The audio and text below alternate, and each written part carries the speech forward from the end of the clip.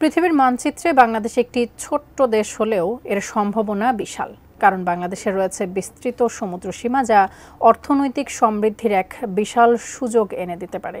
এই সমুদ্রকে যথাযথভাবে কাজে লাগাতে পারলে বাংলাদেশ এশিয়ার অন্যতম শক্তিশালী অর্থনৈতিক অঞ্চলে পরিণত হতে পারে, বদলে যেতে পারে দেশের অর্থনীতির চিত্র। কিন্তু কিভাবে সম্ভব এই পরিবর্তন? কিভাবে বাংলাদেশ গড়ে তুলবে সমুদ্রভিত্তিক অর্থনীতি বা ব্লু ইকোনমি? বিস্তারিত আরিফ হাসানের প্রতিবেদনে।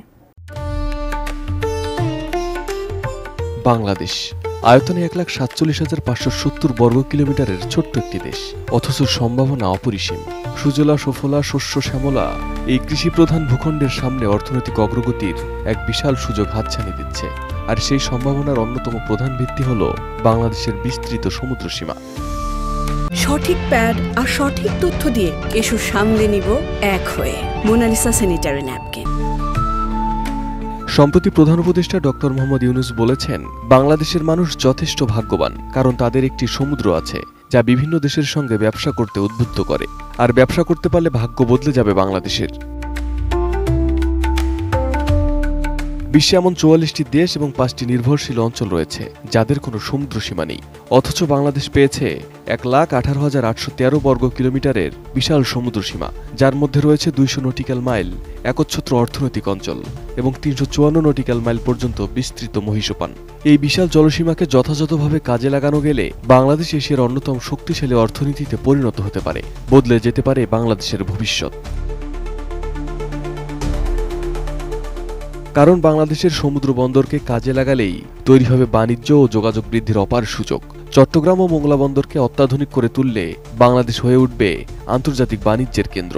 তাছাড়া গভীর সমুদ্র বন্দর নির্মাণ করলে ট্রান্সশিপমেন্ট হাব হিসাবে বাংলাদেশ বৈশ্বিক বাণিজ্যে গুরুত্বপূর্ণ ভূমিকা রাখতে পারবে। এছাড়া নিজস্ব সমুদ্র সীমা ব্যবহার করে শিপিং শিল্পকে আরও সম্প্রসারিত করা যেতে পারে। আন্তর্জাতিক বাণিজ্যে কন্টেইনার জাহাজ পরিচালনার মাধ্যমে বৈদেশিক মুদ্রা অর্জনের বড় সুযোগ রয়েছে বাংলাদেশের। এছাড়াও বাংলাদেশের বিশাল সমুদ্র সীমায় প্রচুর মৎস্য সম্পদ রয়েছে। গভীর সমুদ্রে মাছ ধরা প্রযুক্তির উন্নয়ন করলে রপ্তানি বৃদ্ধির মাধ্যমে দেশের অর্থনীতি আরও সমৃদ্ধ হতে পারে। এছাড়া বঙ্গোপসাগরের তলদেশে প্রচুর পরিমাণে গ্যাস ও তেল রয়েছে।